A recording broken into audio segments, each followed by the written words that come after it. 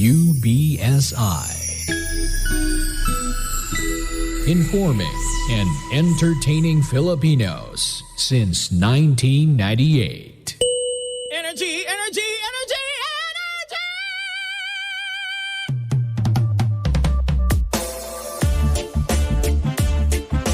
Classic talaga. Achuchu. Naka-energy na ba ang lahat?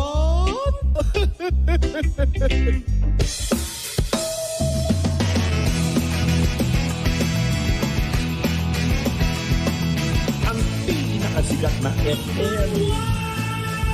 Energy FM. Araw at gabi mo'y tunay na sasaya dito. Sagot namin, tugtugan, kantahan, walang patid na tawanan at kulitan. Huwag mong sabihin radyo, sabihin mo Number 1. energy.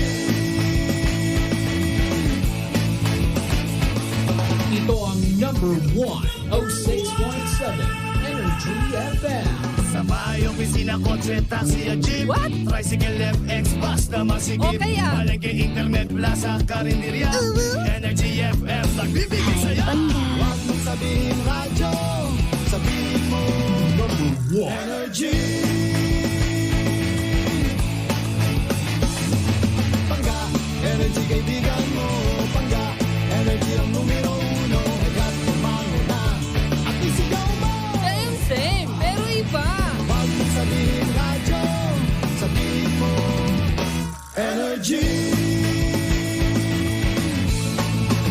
Naka-energy na ba ang lahat? Lagi.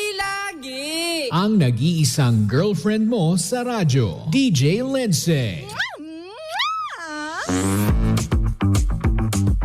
Ang pinakamakulit na girlfriend mo sa balat ng radyo. Isang magandang morning sa inyong lahat. Ako pa rin po nag-iisang girlfriend mo sa radio. My name is Lindsay.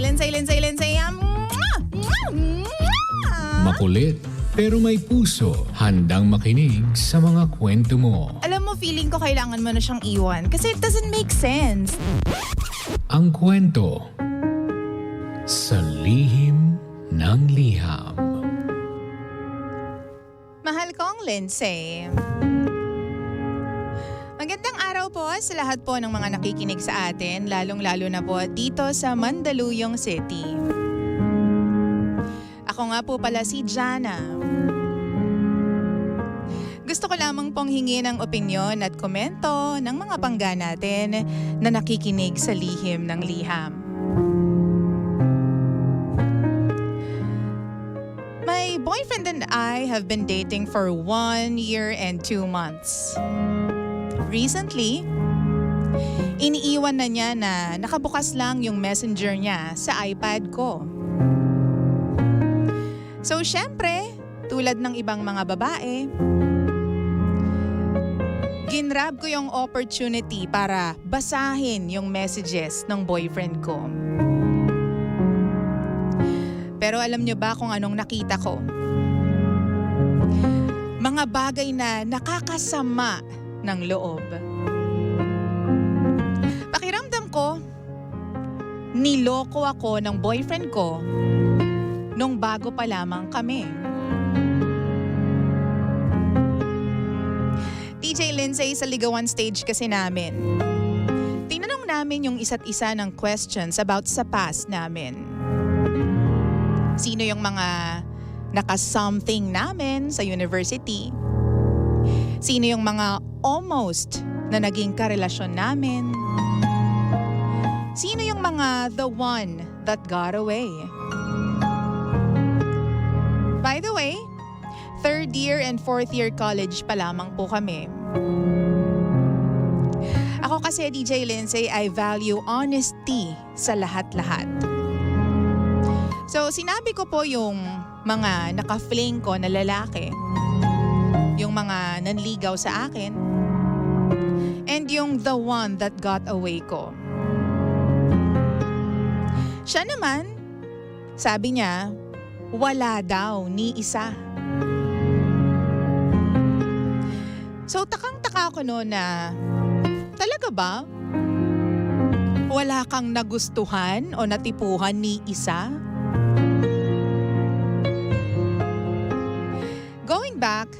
Nag-start siya manligaw mid-September. Doon na kami always nag-hangout, hatid sundo, sabay kumakain, and palagi kaming magkasama sa school. Tapos pagka-uwi namin, kami pa rin yung magkausap at para bang wala kaming kasawa-sawa sa isa't isa. Pero nabasa ko at nabuksan ko po yung archive sa chat ng boyfriend ko. Meron silang ginawang thesis noon. Groupmate niya yung babae. Yung huling chat naman nila was last July pa. Pero casual lang naman. Tungkol sa thesis, kailan yung deadline, sinong nakatoka sa intro, mga ganong bagay lang.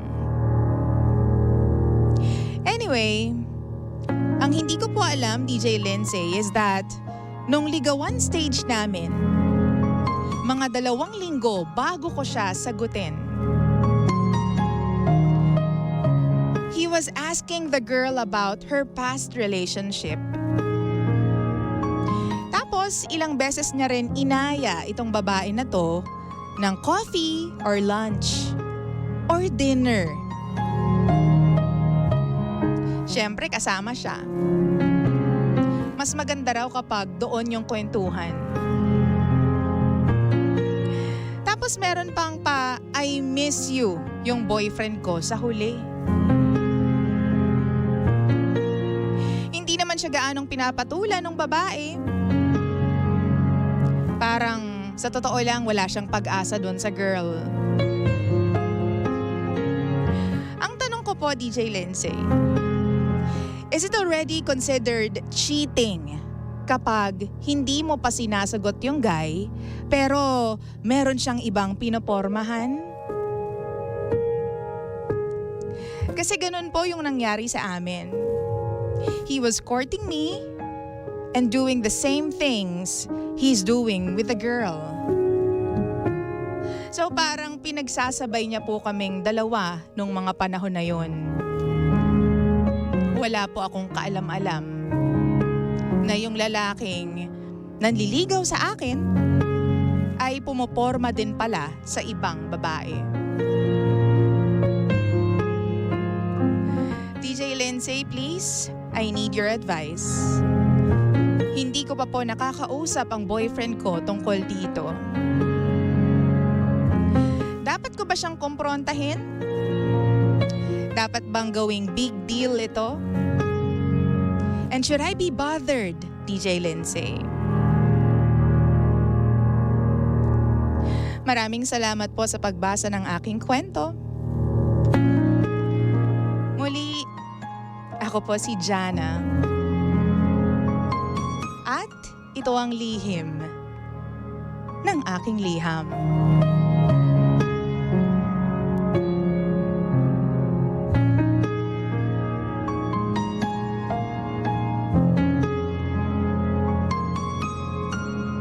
Lihim ng liham.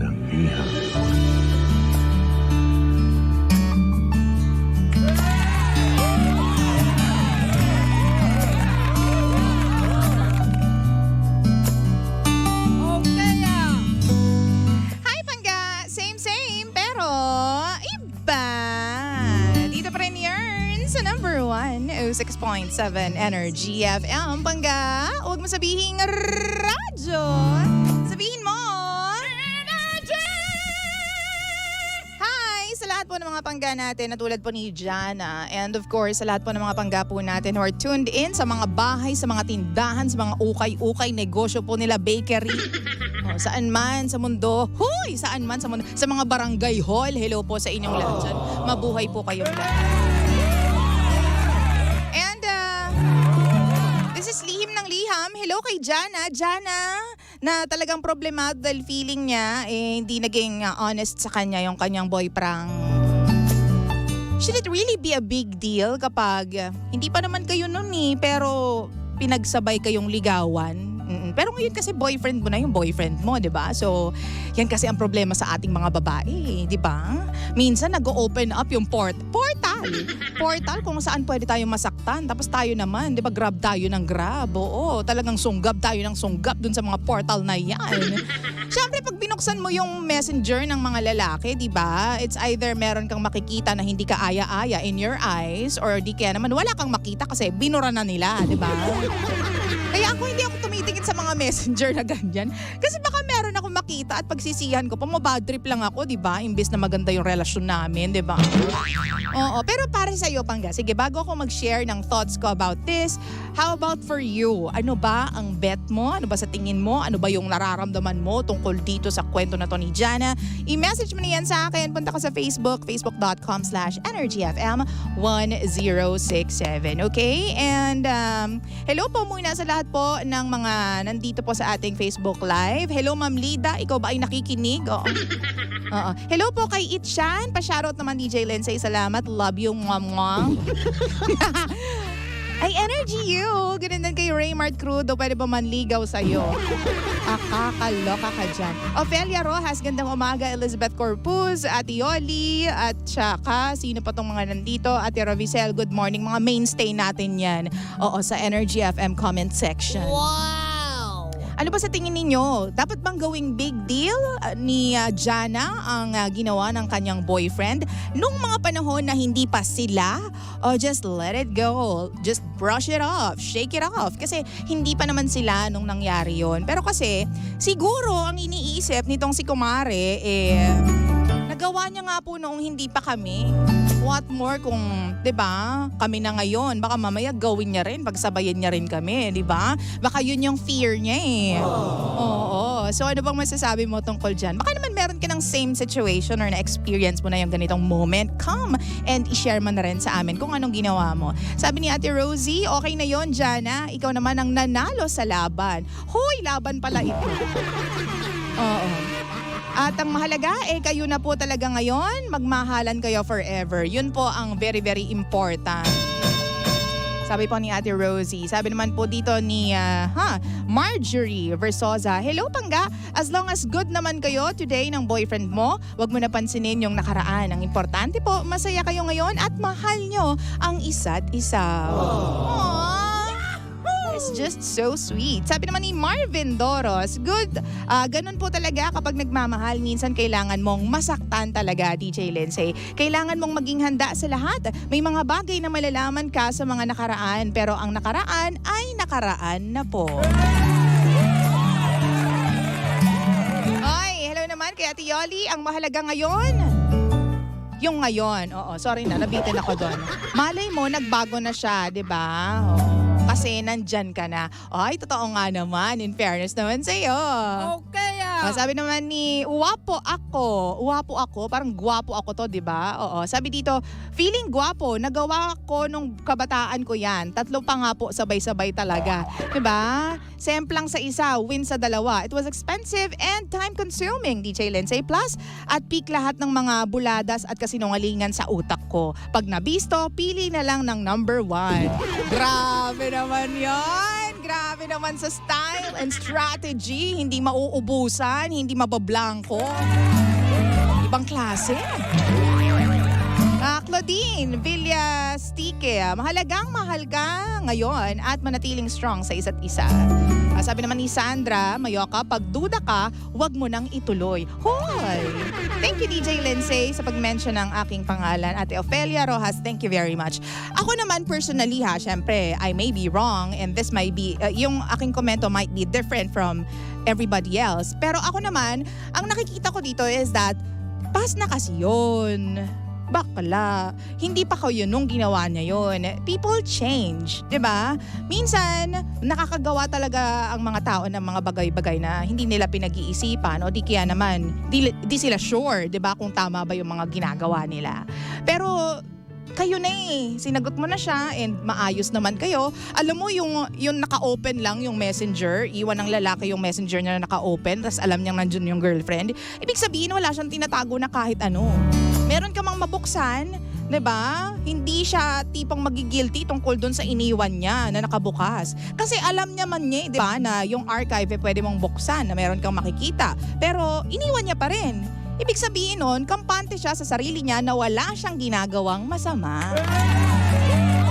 Na kung meron ka mang makita, past na yon, hindi pa kayo nun. Kasi ngayon, talagang loyal na siya and faithful na siya to you. Diba? Yun lang naman ang para sa akin, I guess. Ganun yon. Kasi syempre, kung meron akong tinatago, diba? Ba't ko naman iiwan yung messenger ko na nakabukas? Diba? Ang siste, hindi mo iiwan yung telepono mo. Diba? Kahit saan. O di kaya naman, hindi mo ilalog in yung account mo, yung messenger mo sa kung sino-sinong iPad at kung anumang telepono lang. Dahil syempre, matitrace yan at mabubuksan yan, diba? So, kung merong tinatago, pero kung wala naman, 'di ba? Maghihiraman kayo ng telepono, ganyan. Tapos, carry lang. O may nagre-ring yung cellphone ng girlfriend mo, di sagutin mo. Walang problema. May nag-message sa boyfriend mo, di tingnan mo, walang problema. Kasi, it's all good. 'Di ba? Wala kayong third party and honest kayo sa isa't isa. Wow! Ayun doon sa idea na baka po kasi mamaya gawin niya rin po yung ganong bagay sa akin. Baka meron siyang isabay sa akin. 'Di ba? Oh, you're worrying about, possible things. Hindi nga natin alam kung posible at kung capable nga yung boyfriend mo na manloko, 'di ba? Kasi nga, 'di ba? Syempre mahal ka niya, 'di ba? Ba't mo naman ginajudge yung jowa mo? Grabe ka naman. Huwag ka masyado nag-iisip ng mga bagay-bagay. I know it's in our DNA na mag-overthink at mag-negative thinking, pero hindi siya makakatulong sa relasyon ninyong dalawa. Diba? Mababahiran lang siya ng mantsa. Yung trust mo ay mababahiran lamang ng mantsa. Oo, wag mong hahayaan. Oo. Kasi dyan nagsisimula yung mga problema, lumalaki diba? Mga pagdududa. Minsan ayaw makinig sa lalaki sa kahit anong explanation niya.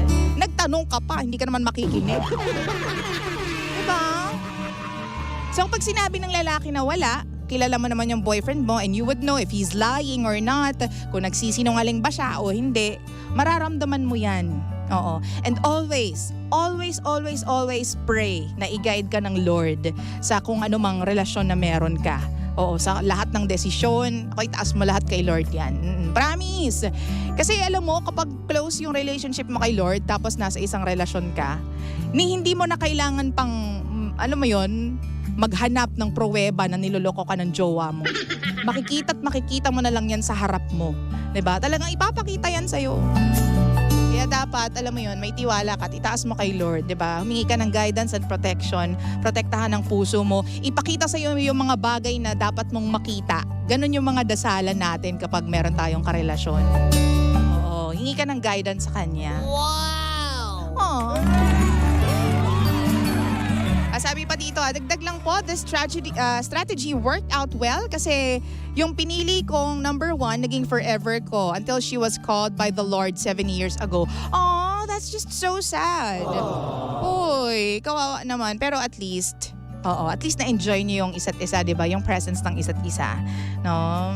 Okay lang yan. Wapo ako. Thank you so much for sharing your short story with us, di ba? In fairness. Wow. And to you, Jana, wala pang problema, huwag kang mag-create ng problema. Okay, para masaya ang buhay ninyong dalawa. Oo, di sabihin mo, i-open mo na lang sa boyfriend mo. Kung talagang hindi ka mapakali, i-open mo casually. But it doesn't have to be a problem anymore kasi it's all in the past. Sabihin mo lang na, uy, nakita ko yung message nyo Sorry na, binuksan ko yung archive mo.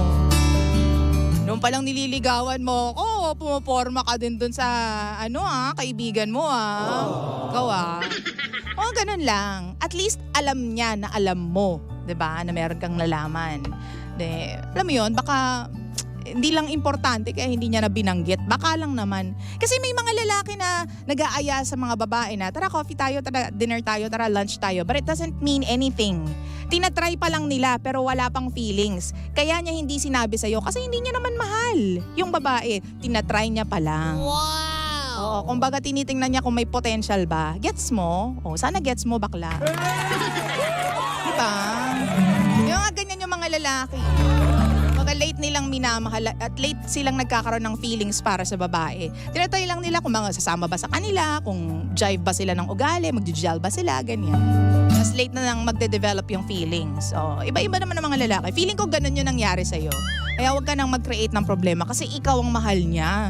Ilang taon na nga kayo, 1 year and 3 months na nga kayo, di ba? na yun. Ay, nako. And giving you something special. This is one of my favorite songs. Akala mo, guest eh. Oo. Palitan natin yung kanta. Oo. Ito yung... Okay, giving you something from David Pomeranz. This one is called King and Queen of Hearts. Dito lang yan sa Energy FM. 9:28 in the morning. Ako pa rin po nag-iisang girlfriend mo sa radio. My name is Lindsay. Lindsay. Dito lang yan sa Energy FM. Tutok lang.